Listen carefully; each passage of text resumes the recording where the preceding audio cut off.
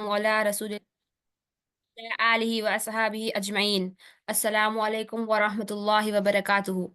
आज हम कुछ मुख्तसर बयान कर रहे हैं आप हज़रत सैयदा फ़ातिमा रज़ी अल्लाह ताला अन्हा की सीरत मुबारका पर। हज़रत फ़ातिमा ज़हरा रज़ी अल्लाह ताला अन्हा नबी पाक सल्लल्लाहु अलैहि वसल्लम की सबसे छोटी और चहीती बेटी थीं।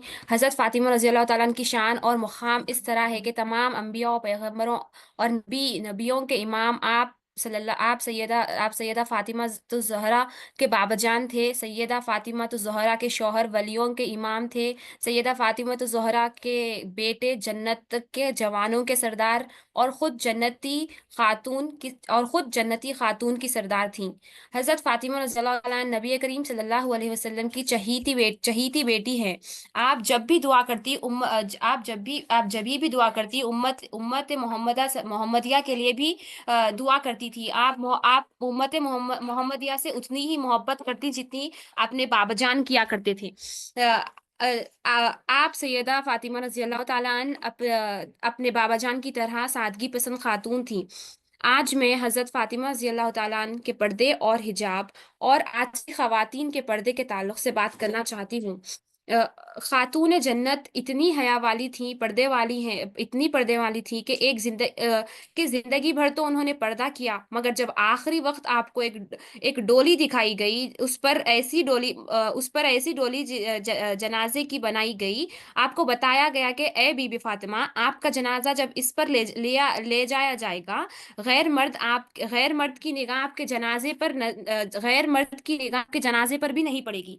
नबी पाक सल्लल्लाहु अलैहि वसल्लम की दुनिया से पर्दा फरमाने से लेकर उस दिन तक आप कभी मुस्कुराई नहीं थी। एक ही बार मुस्कुराई उस डोली को देखकर, जिससे जिससे उन्हें इत्मीनान हो गया कि कोई गैर मर्द की नजर भी उनकी डोली पर जनाजे पर नहीं पड़ेगी। खातून जन्नत के पर्दे का आलम यह है कि जब क़यामत के दिन आप पुलसिरात पर से गुजरेंगी, तो क़यामत के दिन उलमा फरमाते हैं, ये ऐलान होगा कि तमाम अहले महशर अपनी आंखें नीची कर लें, निगाहें नीचे नीचे कर लें। खातून जन्नत की सवारी गुजरने वाली हैं, ऐसी बापर्दा खातून जिनका हम सब उनकी गुलामी का दम भरते हैं, पंजोतन का अपने आप को हम गुलाम कहते हैं। मेरी इस्लामी बहनें सोचे, वो तो जनाजे भी को ना देखें इसकी तमन्ना करें, और आज हमारी बहनें बाजार में बेपर्दा घूमें। ये सच्ची गुलामी नहीं है। अहले बैत की सीरत मुझे और आपको ये पैगाम देती है कि खुद से ही पर्दे की तरकीब बनाएं, ताकि बेपर्दगी घरों में ना हो।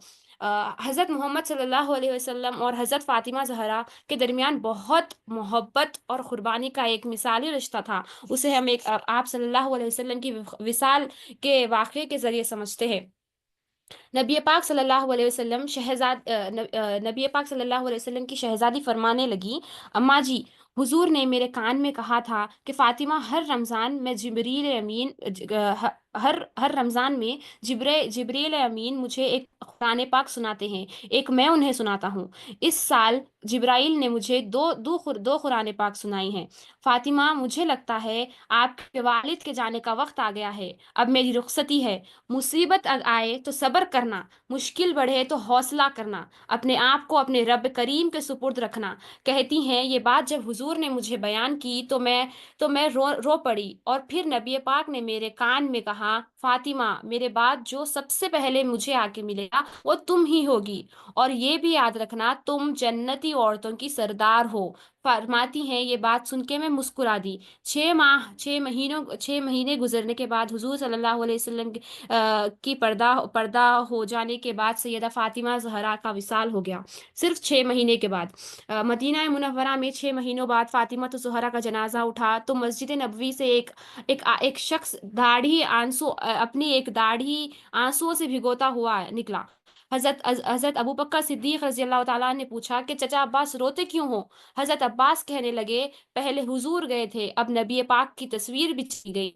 बोला क्यों? बोला क्या हुआ? तो बोले हजरत फातिमा का विसाल हो गया है। फिर से एक दफा मदीने में रात आई, शाम आई, फिर से जनाजा उठा। शेर खुदा अली मुर्तजा रजी अल्लाह ताला अन्हु ने, हजरत अब्बास ने, हजरत कुसुम बिन अब्बास ने, हजरत अब्दुल्लाह ने आपकी तदफीन की। एक रिवायत है कि हजरत अब्बास ने जनाजा पढ़ाया, एक मुस्तनद रिवायत है कि हजरत अबू बकर सिद्दीक ने जनाजा पढ़ाया।